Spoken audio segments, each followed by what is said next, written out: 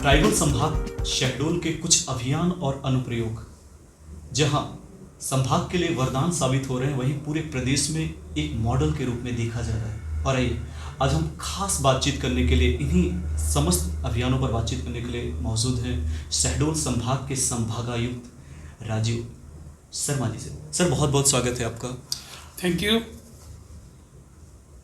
Tribal संभाग शहडोल में आपके जो खास अभियान चल रहे हैं वो पूरे प्रदेश में ऐसे मॉडल के रूप में देखे जा रहे हैं। चाहे हम संवेदना की बात करें, चाहे हम ग्राम राजस्व की बात करें, ऐसे तकरीबन आधा दर्जन ऐसी योजनाएं हैं, ऐसे अभियान हैं जो कहीं ना कहीं धरातल स्तर पर क्रियान्वित होने के बाद सरकार की मंशा हो या सुशासन का जो एक स्पष्ट धारणा है वो परिलक्षित नज़र आ रहा है। सबसे पहले सर, संवेदना अभियान जो पूरे प्रदेश में देखा जा रहा है, खासतौर से अभी हाल ही में नीति आयोग ने भी इस पर एक पूरे प्रदेश में लागू करने की एक सहमति जताई है। सर, हम जानना चाहेंगे कि संवेदना अभियान है क्या और किस रूप में इसे धरातल स्तर पर क्रियान्वयन किया जाए। शहडोल संभाग माँ नर्मदा की कृपा से सबसे ज़्यादा हरित संभाग है। जितनी हरियाली प्रकृति अपने श्रेष्ठतम स्वरूप में अगर किसी संभाग में संरक्षित है तो वो शहडोल संभाग में है। तो शहडोल संभाग में राज्य शासन की ये मंशा है कि शहडोल संभाग में कुपोषण कम हो। तो राज्य शासन की उसी मंशा को क्रियान्वित करने के लिए हमने यहाँ अपने कलेक्टरों के साथ मिलकर, महिला बाल विकास और हेल्थ के अधिकारियों के साथ मिलकर और यहाँ के सभी विभागों के साथ बैठक करके और मीडिया के साथ भी फीडबैक लेकर संवेदना अभियान को प्रारंभ किया। तो जो संवेदना अभियान है ये शहडोल संभाग के हर नागरिक, हर ग्रामीण का अभियान है। संवेदना अभियान इस बात की चिंता करता है कि गर्भवती माताओं को प्रॉपर खुराक मिले, उनको डाइट मिले। संवेदना अभियान ये चिंता करता है कि हमारे जो नवजात शिशु हैं उन्हें जन्म के बाद जो सुरक्षा और जो संबल मिलना चाहिए वो उनको मिले। जी। संवेदना अभियान ये सुनिश्चित करता है कि हमारे आंगनबाड़ी केंद्र नियमित रूप से खुले और शिशुओं को और शिशुवती माताओं को भी वहाँ वो सभी सुविधाएं प्राप्त हों जो केंद्र शासन और राज्य शासन की योजनाओं से चल रही है। तो संवेदना अभियान का मुख्य उद्देश्य है शहडोल संभाग में लंबे समय से व्याप्त कुपोषण को कम करते हुए इसे समाप्त करना और यहाँ की आने वाली पीढ़ी सशक्त हो, स्वस्थ हो, इसके लिए सभी संभव प्रयास करना।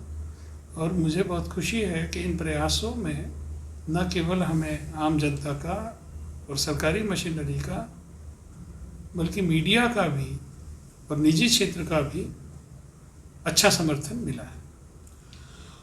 सर, अन्य संभाग या अन्य जिलों के, प्रदेश के अन्य जिलों संभाग की अपेक्षा कुपोषण की यदि जो मात्रा कहें हमारे जो शहडोल संभाग में है, इसको आप किस रूप में देखते हैं? आखिर कुपोषण का सबसे बड़ा कारण और इसके जो बढ़ते हुए क्रम है उसका एक कारण क्या मानते हैं आप? देखिए, उसका कारण ये है कि ये वनवासी क्षेत्र है। जी। और वनवासी क्षेत्र होने की वजह से यहाँ की स्थानीय परंपराएं हैं, खान पान की आदतें हैं। बिल्कुल। और समय के साथ नई जीवन पद्धति के साथ तालमेल बिठा पाने की जो सक्षमता होनी चाहिए थी, जी, वो सक्षमता हमारे यहाँ पर नहीं थी। और ज़्यादातर लोग रोजगार की तलाश में बाहर पलायन करते थे। बिल्कुल। और गर्मी के दिनों में चूँकि ज़्यादातर लोग वनोपज पर जीवित रहते थे, बिल्कुल। तो जब वनोपज कम होती है, खराब होती है, फसलें खराब होती हैं, तो गांव के गरीब आदमी का जीवन और अधिक कठिन हो जाता है। तो हमारे संभाग का जो कुपोषण है, ये कुपोषण एक पीढ़ीगत कुपोषण हो चुका है कि तीसरी या चौथी या पांचवी पीढ़ी के लोग कुपोषित हैं। तो ये जब ये स्थिति होती है तब फिर जीवन की संभावना घटने लगती है। बिल्कुल बिल्कुल। एक तौर पे इसको ऐसा भी कहा जा सकता है कि जागरूकता और संसाधन का अभाव भी इसका एक बड़ा कारण हो सकता है। निश्चित ही, निश्चित ही। जी। सर, एक महत्वपूर्ण योजना चली थी ग्राम सेवा अभियान, जिसके अंतर्गत वी वाचनी में काफ़ी ज़्यादा लोगों को इससे लाभ हुआ। ये पूरा जो अभियान था वो धरातल स्तर पर किस रूप से क्रियान्वित किया गया, और इसके लिए कोई एक्शन प्लान या किसी तरीके से ऊपर के कोई निर्देश, या आपके व्यक्तिगत जो एक प्रशासन का नज़रिया उस दृष्टिकोण से आपने इसको लागू देखिए, किया? शहडोल संभाग में आने के बाद मैंने पहले यहाँ की स्थितियों को समझा, और समझने के बाद मुझे लगा कि पिछले 2 साल से पूरी सरकारी मशीनरी एक सूत्रीय कार्यक्रम में लगी हुई है जी। कि कोरोना से जो युद्ध चल रहा था, चाहे पुलिस हो, चाहे राजस्व हो, चाहे ग्रामीण विकास हो, स्वास्थ्य विभाग हो, तो सारे विभागों की सारी एनर्जी और सारे संसाधन कोरोना से युद्ध में बिल्कुल लगे हुए थे। जी जी। इस वजह से जो नॉर्मल जो वर्किंग है वो पूरे प्रदेश, क्या पूरे देश और पूरी दुनिया की तरह शहडोल संभाग की भी प्रभावित हुई। चूँकि हमारे यहाँ खेती आज भी जीवन का मुख्य आधार है एक साधारण ग्रामीण के लिए, तो पिछले 2 वर्षों से राजस्व के कामों पर सहज रूप से एक बुरा असर पड़ा। बिल्कुल। तो किसानों के राजस्व संबंधी जो समस्याएं हैं उनके प्रभावी निराकरण के लिए हमने अपने अधिकारियों के साथ बैठक करके और गांव का दौरा करके जो फीडबैक लिया, उसके आधार पर हमने राजस्व सेवा अभियान प्रारंभ किया। और राजस्व सेवा अभियान में मुझे खुशी है कि हमारे पटवारी गांव-गांव गए, उन्होंने B1 का वाचन किया और लोगों के राजस्व संबंधी जो काम हैं उनको निपटाने के लिए पटवारी, राजस्व निरीक्षक, नायब तहसीलदार, SDM, कलेक्टर, सब ने जो है रुचि लेना प्रारंभ किया। लेकिन अनफॉर्चुनेटली बीच में पटवारियों की हड़ताल होने की वजह से राजस्व सेवा अभियान पर की सारी गतिविधियों पर एक ख़राब असर पड़ा। पर अब मुझे खुशी है कि वो उनकी हड़ताल ख़त्म हो गई है, वो दोबारा लौट आए हैं। तो अब मैं ये उम्मीद करता हूँ कि हमारे किसानों की राजस्व संबंधी जो परेशानियाँ थी, इनको तेज़ी से निराकरण होगा। सर, ग्राम सेवा अभियान और राजस्व सेवा अभियान, ये दोनों शब्द अलग हैं या सार एक है? देखिए, सार तो एक ही है मेरे सभी अभियानों का कि कैसे भी हो सामान्य नागरिकों की जो समस्याएं हैं वो सरकारी मशीनरी उनको समझे और सुलझाए। बिल्कुल। तो ये तो मैं जो 6 अभियान प्रारंभ किए, तो 6 अभियान का एकमात्र उद्देश्य ये है कि हमारे लोग, चाहे वो शहर में रहते हों, चाहे वो गांव में रहते हों, चाहे वो पहाड़ पर रहते हों या खेत में घर बना के रहते हों, उनके जीवन में जो समस्याएं हैं जिनको शासकीय विभाग सुलझा सकते हैं तो उनको सुलझाएं, उनका जीवन थोड़ा आसान हो।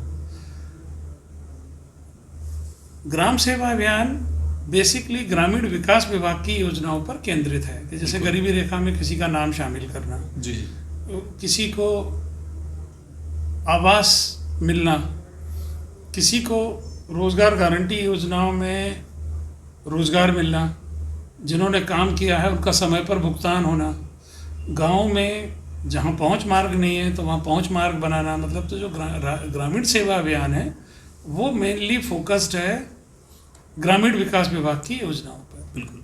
और जो राजस्व सेवा अभियान है वो मेनली मुख्यतः उसका केंद्र बिंदु है किसान बिल्कुल। और खेती किसानी से जुड़े हुए लोग की उनकी जो राजस्व संबंधी समस्याएं हैं उनका तेजी से निराकरण हो, चाहे उनको खसरे की नकल चाहिए हो, बिल्कुल, चाहे उनका किसी राजस्व न्यायालय में कोई प्रकरण लंबित हो तो उसको जल्दी से सुलझना चाहिए। बिल्कुल बिल्कुल। सर, अभियान का दौर यहीं पे समाप्त नहीं हुआ। एक अभियान और हमने देखा जो काफ़ी सक्सेस रहा, नगर स्वच्छता या नगर परिषद अभियान, नगर सेवा अभियान।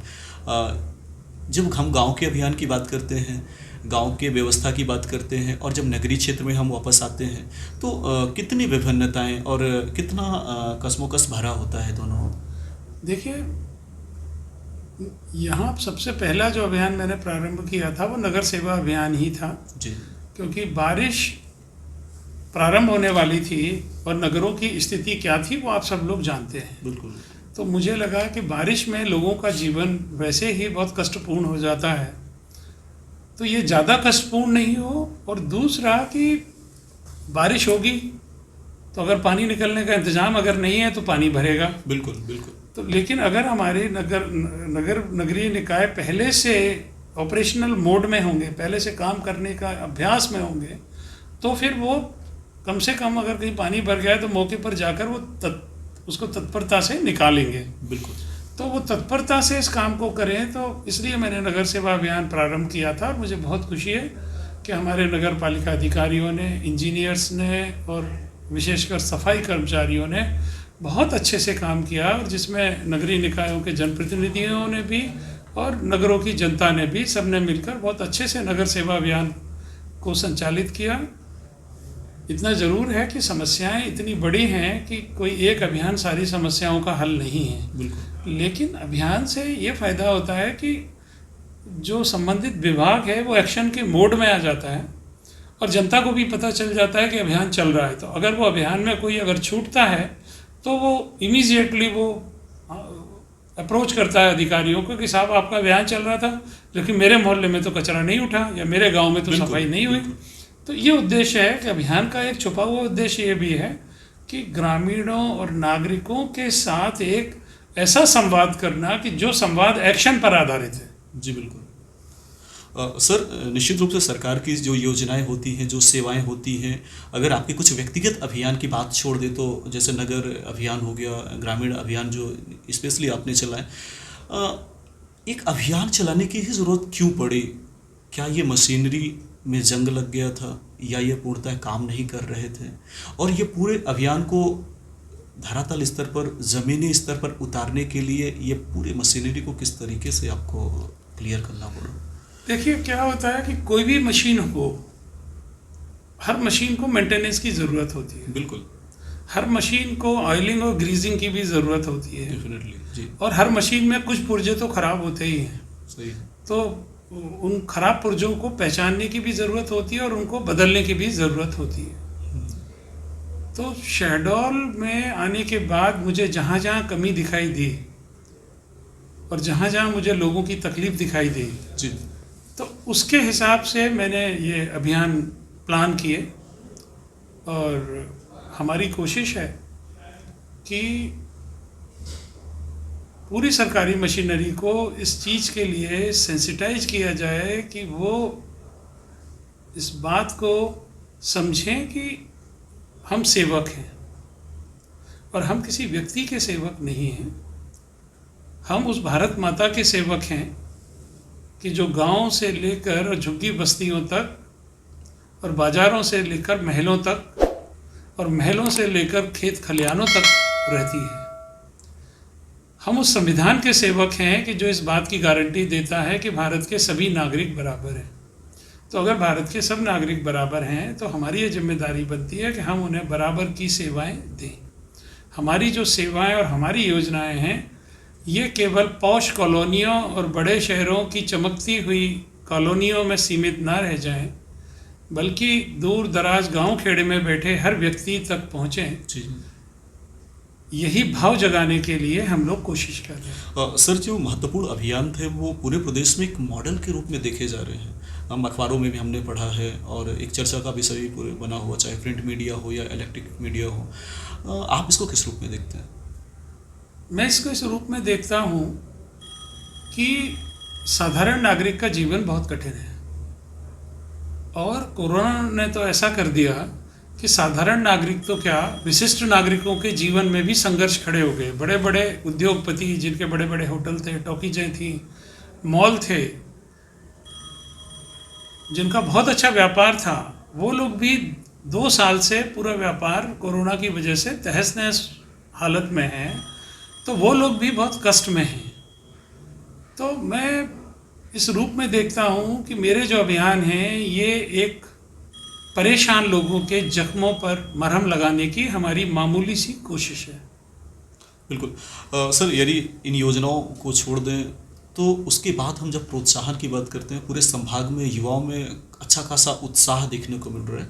आपकी जो फुटबॉल क्रांति है वाकई युवाओं में खेल के प्रति एक क्रांति पैदा कर दी है। आखिर ये पूरा जो क्रांति आपने क्रांति का नाम दिया है, फुटबॉल और क्रांति। फुटबॉल क्रांति शहडोल संभाग के नागरिकों और प्रशासन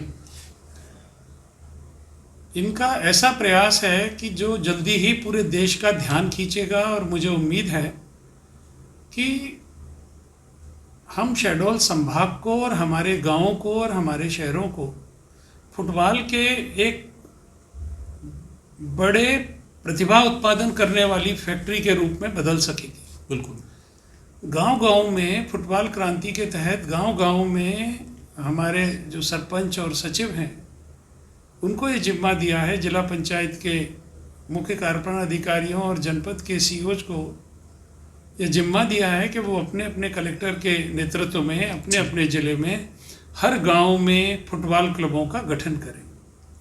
और चूंकि हर गांव में हो रहा है, पूरे संभाग में हो रहा है, और अभी तक 500 से ज़्यादा क्लब गठित हो चुके हैं। बिल्कुल। तो जो बच्चे और जो युवा पीढ़ी आजकल ज़्यादातर समय मोबाइल में और इंटरनेट में बिल्कुल बिल्कुल व्यस्त रहती है, तो ये जब खेल के मैदानों पर जाएंगे और खेलेंगे तो इन्हें फुटबॉल की ज़रूरत होगी। तो हमारा जो फुटबॉल क्रांति है, इसमें हम फुटबॉल का भी प्रबंध कर रहे हैं, और इसमें हम खेल के मैदानों का सुधार का अभियान भी हमारा चल रहा है कि जहाँ जहाँ जिन गांवों में खेल के मैदान नहीं है या जिन शहरों में खेल के मैदान नहीं है, तो वहाँ पर खेल के मैदान बना के, और हम चाहते हैं कि शहडोल संभाग से हमारे ऐसे खिलाड़ी निकले हैं कि जिनको, जैसे पूरी दुनिया पेले को जानती है ना, बिल्कुल बिल्कुल, और पूरी दुनिया बड़े बड़े फुटबॉल के चैंपियंस को जानती है, मैराडोना को जानती है जी, और कितने नाम हम गिनाएं। तो मुझे उम्मीद है कि अगर शाम को कोई विचारपुर चला जाए, हमारा शहडोल से लगा हुआ है, तो विचारपुर के बच्चे इतने प्रेम से और इतने उत्साह के साथ फुटबॉल खेलते हैं कि वो देखकर किसी का भी हीमोग्लोबिन बढ़ जाएगा। तो मैं चाहता हूँ कि विचारपुर के उन खिलाड़ियों को फुटबॉल, अच्छी कोचिंग, अच्छा खेल का मैदान और वो सारी सुविधाएं मिलें कि जिससे शहडोल संभाग का हर गांव विचारपुर हो जाए। सर, ये तो युवाओं की बात रही, इसमें कुछ बुजुर्ग हैं, उनका भी एक आशा लगी हुई है आपसे कि आप उनके लिए भी कुछ, उनके स्वास्थ्य के लिए और उनके उत्साह के लिए कुछ करें। क्या किया जा सकता है? बहुत कुछ किया जा सकता है, और शहडोल में बुजुर्ग तो मुझे कोई मिला नहीं अभी तक। मुझे तो यहाँ ज़्यादातर लोग प्राकृतिक वातावरण में रहते हैं, बिल्कुल, तो वो जवान ही दिखाई देते हैं। 70 साल का हमारा आदमी भी अभी अगर हम चले जाएं तो खेत में काम करता मिलता है, बिल्कुल। तो बुढ़ापा यहाँ वर्जित है, और ये जो हमारे, इनको कहना चाहिए कि बड़ी उम्र के जवान, बिल्कुल, तो बड़ी उम्र के जवानों के लिए भी हम बुजुर्गों से तात्पर्य विचारों के, हाँ, उससे भी हो सकता है, तो उनके लिए भी हम कार्यक्रम डिजाइन कर रहे हैं कि उनको भी पूरा आनंद आए। सर, छात्राओं के लिए फुटबॉल तो विद्यार्थियों के लिए हो गया, युवाओं के लिए हो गया, कुछ महिला या बच्चियों के लिए, विद्यार्थी जो है उनके लिए भी आपने कुछ सोचा है? ऐसा है कि जो फुटबॉल क्रांति है केवल लड़कों के लिए नहीं है, ये लड़कियों के लिए भी है। और अगर आप हमारे गांव में जाएंगे तो आप पाएंगे कि वहाँ लड़कियां भी बढ़िया फुटबॉल खेल रही हैं, और इसको हम बढ़ाना चाहते हैं, और ये बढ़ेगा भी। जल्दी ही मध्य प्रदेश की महिला फुटबॉल टीम में शहडोल की लड़कियां अपना डंका बजाएंगी। इसके अलावा हमारे यहाँ के युवाओं और किशोरों के लिए हम बहुत जल्दी रजा फाउंडेशन के सहयोग से पूरे संभाग में सांस्कृतिक कार्यक्रमों की एक श्रृंखला शुरू करने जा रहे हैं, और उसके माध्यम से सभी तरह की प्रतिभाओं को अवसर मिलेगा। चाहे कोई कविता लिखता है, बिल्कुल, चाहे कोई पेंटिंग बनाता है, चाहे कोई मूर्तियां बनाता है, या कोई काष्ठ शिल्पी है, या कोई चर्म शिल्पी है, या कोई बहुत अच्छा व्यंजन बनाता है, बिल्कुल बिल्कुल, या कोई बहुत अच्छा संगीत में, गायन में, वादन में, नृत्य में। तो हमारी कोशिश यह है कि शहडोल के युवाओं के बीच में अगर किसी भी किस्म की प्रतिभा है, बिल्कुल बिल्कुल, तो उस प्रतिभा को हम बहुत जल्दी एक बड़ा मंच देने जा रहे हैं। बिल्कुल सर, चूंकि अब एक साहित्यकार भी हैं, इस रूप से लोगों की उम्मीद और अपेक्षाएं और बढ़ जाती हैं कि साहित्य के क्षेत्र में भी कुछ, उन्हें कुछ नया मिलने वाला है। सर, संवाद के इस रूप को थोड़ा सा हम मोड़ना चाहेंगे, और हमने खनिज माफिया का नाम सुना है, भूमि माफिया का नाम सुना है, लेकिन हाल ही में आपने खाद्यान्न माफिया का नाम लिया है और कड़े संकेत दिए। आखिर क्या करना चाहते हैं? मैं एक लाइन में ये कहूँगा कि कोई भी व्यक्ति जो विधि विरुद्ध काम कर रहा है उसके ऊपर हमारी निगाह है, और जल्दी ही आप देखेंगे कि जो भी गड़बड़ी करेगा उसको भुगतना पड़ेगा, उसके खिलाफ कार्रवाई होगी और कड़ी कार्रवाई होगी। चूंकि अन्य संभागों की अपेक्षा शहडोल संभाग को व्यवस्था हो या सरकारी नीतियों के क्रियान्वयन को लेकर हो, आप दोनों में कितनी विभिन्नताएं देखते हैं, खासतौर से ट्राइबल संभाग की यदि बात करें हम तो? देखिए, ऐसा है कि शहडोल संभाग को मध्य प्रदेश शासन ने,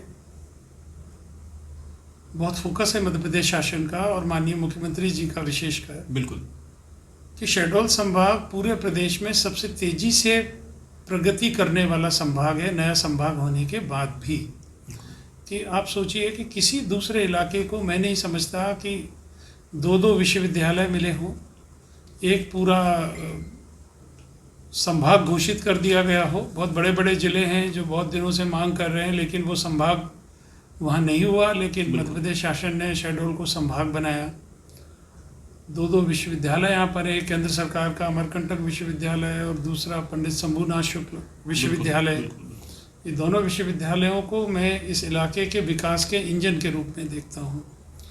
अगर इंडस्ट्रीज की बात करें तो जितनी इंडस्ट्रीज़ पिछले समय में यहाँ पर आई हैं, तो मध्य प्रदेश के किसी भी दूसरे संभाग से शहडोल कम नहीं है। सर, इंडस्ट्री की यदि बात करें हम तो, जब भी कोई इंडस्ट्री आती है और जब भी कोई यहाँ पे कोई बड़ा काम होने को होता है तो लोगों में एक उम्मीदें रहती हैं, अपेक्षाएं रहती हैं कि उनको कुछ रोज़गार मिलने वाले हैं। लेकिन हमने कभी देखा नहीं है कि लोगों की जो अपेक्षाएं हैं और ख़ासतौर से जो बेरोज़गार युवा है उन्हें वो चीज़ मिल पाई हो। ये आखिर दिक्कत कहाँ से आती है? या इनके पास ऐसे पोस्ट नहीं होते, या जगह नहीं होता, स्थान नहीं होता, या ये लोग यहाँ के लोगों को डिजर्विंग नहीं मानते? देखिए, मुख्य बात योग्यता की है, और मैं जो दोनों विश्वविद्यालयों को यहाँ के विकास के इंजन के रूप में देखता हूँ, तो मैं इसी आशा से देखता हूँ। और अभी सरकार ने जो इंजीनियरिंग कॉलेज भी यहाँ स्थापित किया है, जिसका नया भव्य भवन बन के तैयार है, कि आप एक बात समझ लीजिए कि कोई भी इन्वेस्टर आएगा तो उसको ना तो इस बात से मतलब है कि आप यहाँ के रहने वाले हैं, ना उसको इस बात से मतलब है कि आप सोचते क्या हैं। व्यापारी कोई भी हो, वो व्यापार में पैसे लगाता है, पैसे मुनाफा कमाने के लिए। जी।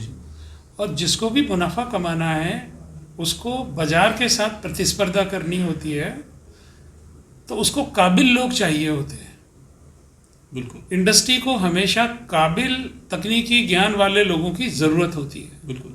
तो हमारे जो विश्वविद्यालय और इंजीनियरिंग विश्वविद्यालय और ITI भी है यहाँ पर, और पॉलिटेक्निक भी है, तो मैं शहडोल के युवाओं से ये कहूँगा कि देखो, अगर आप अपनी काबिलियत को बढ़ाएं, उस पर ध्यान दें और उसको बढ़ाएं, तो शहडोल के उद्योग तो क्या हैं, अनूपपुर और उमरिया के उद्योग तो क्या हैं, पूरी दुनिया आपका सम्मान करेगी और पूरी दुनिया सर झुका के आपको रोज़गार देगी।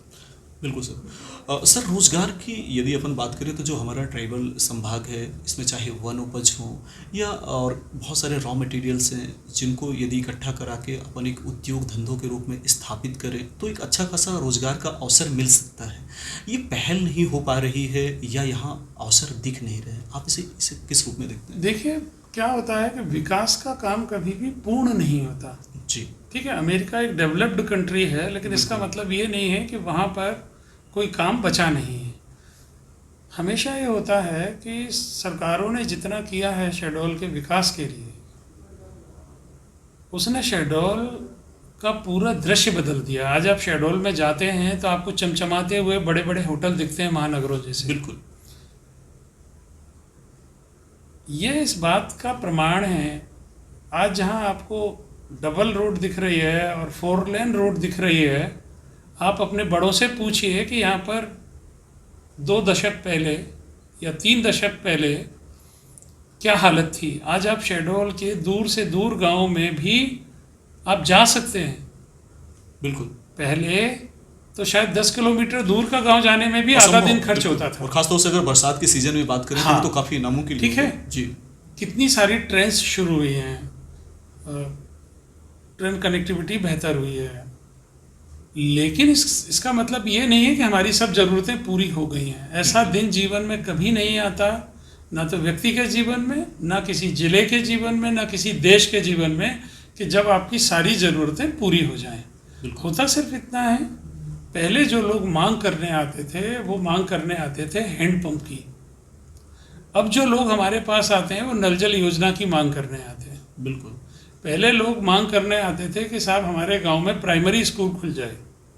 आज जो लोग मांग करने आते हैं वो आते हैं कि साहब हमारे इलाके में हायर सेकेंडरी स्कूल खुलना चाहिए।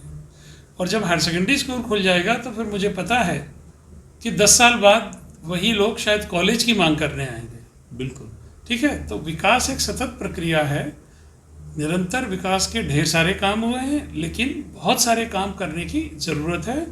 और जो आपने कहा कि यहाँ इतनी वनोपज होती है, लेकिन वनोपज आधारित उद्योग नहीं है, इस पर हमारा ध्यान है। और हम कोशिश कर रहे हैं कि शहडोल में जितनी वनोपज होती है इसके ज़्यादा से ज़्यादा शहडोल में ही उद्योग स्थापित हों। बिल्कुल। और जिससे कि हमारे लोगों को थोड़ा और ज़्यादा रोजगार मिले। बिल्कुल सर।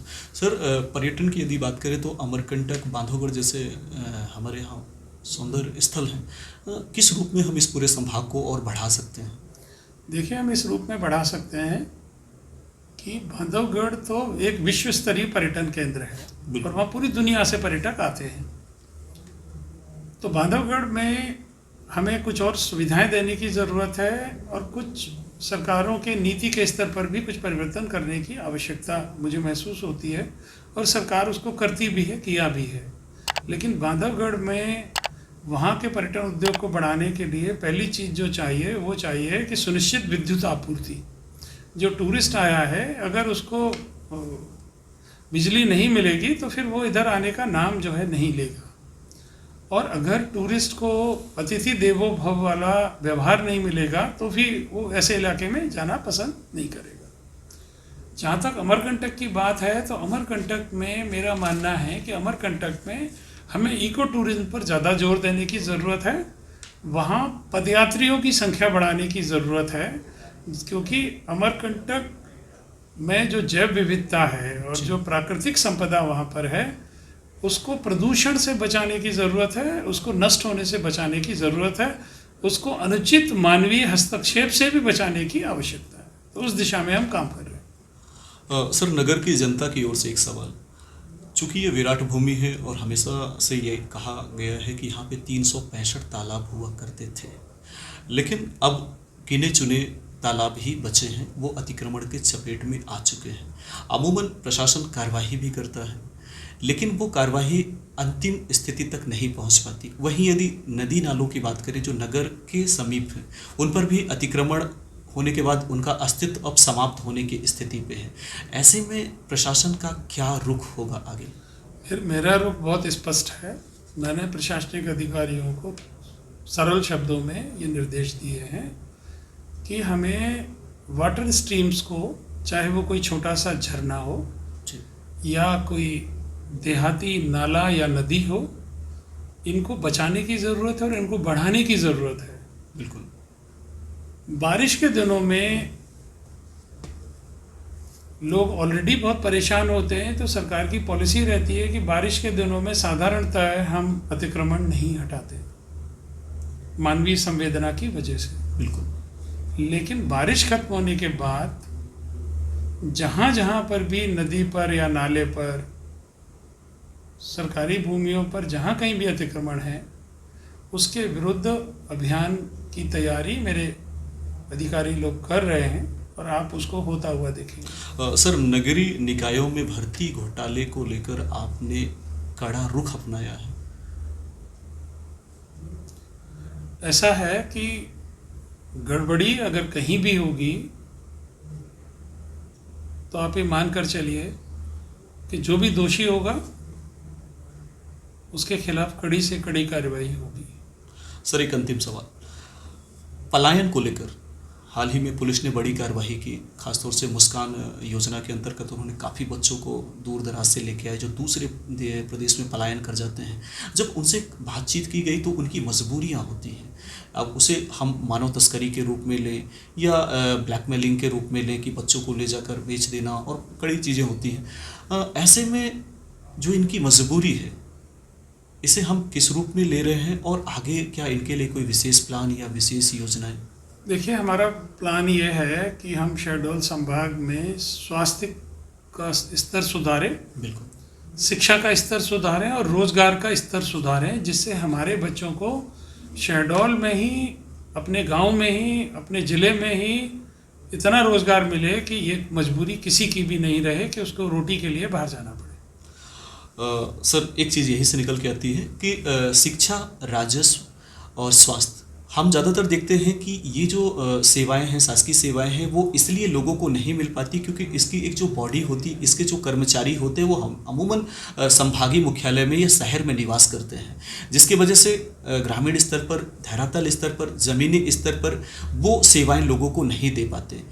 ऐसे में क्या एक कोई कार्यवाही की दरकार है या कोई इंस्ट्रक्शन आपने दिए हैं कि जहाँ जिसकी ड्यूटी है वो वहीं रह के सेवाएँ दें? ऐसा है कि मेरा एक सूत्री कार्यक्रम है कि लोगों को बेहतर सेवाएं मिलें, और वो बेहतर सेवाएं लोगों को देने के लिए ही इतने सारे अभियान प्रारंभ किए गए हैं। और आप ये मानेंगे कि इन अभियानों के बहाने शासकीय आदमी भरी बारिश में भी गांव में गया है और वन क्षेत्रों में भी गया है, तो लोगों को बेहतर सुविधाएं देने के लिए जो भी आवश्यक होगा वो किया जाएगा। तो आप देख रहे थे कि निश्चित रूप से जितने भी अभियान और जितने भी योजनाएं चली, जहां वो शहडोल संभाग के लिए वरदान साबित हो ही रहे हैं, लेकिन पूरे प्रदेश में उन्हें मॉडल के रूप में भी देखा जा रहा है। ये बहुत बड़ी बात है और निश्चित रूप से हम सबकी कामनाएं हैं कि ऐसे जो महत्वाकांक्षी योजनाएं हैं, जो जनता से सीधे तौर पर जुड़ी हुई योजनाएं हैं, वो प्रदेश नहीं बल्कि देश स्तर पर उसको लागू किए जाए। और उसके अलावा जो महत्वपूर्ण चीज़ें हैं तीनों ज़िलों को लेकर, उस पर भी संभावित सबने कड़ी रूप पर उन्होंने कहा है कि ऐसे योजनाओं का क्रियान्वयन निश्चित रूप से किए जाएंगे। और ख़ास तौर से उन्होंने जिस तरीके से खाद्यान्न को लेकर बातें कही हैं, वो भी अपने आप में एक बड़ी बात है। सर, हमसे बातचीत करने के लिए और तमाम योजनाओं को विस्तारपूर्ण समझाने के लिए आपका बहुत बहुत धन्यवाद। Thank you. Thank you.